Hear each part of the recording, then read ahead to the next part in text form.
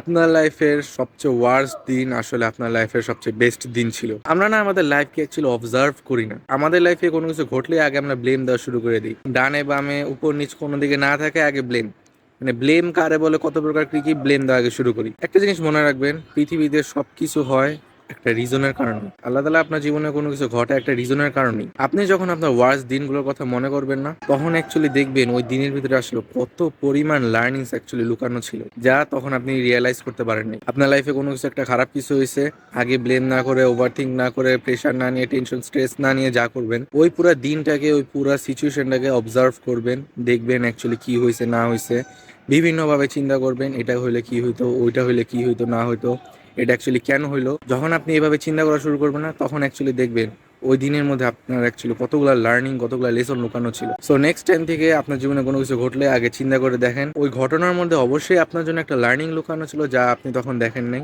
But observe করার পর বুঝতে পারছেন যে কত বড় একটা লেসন ছিল।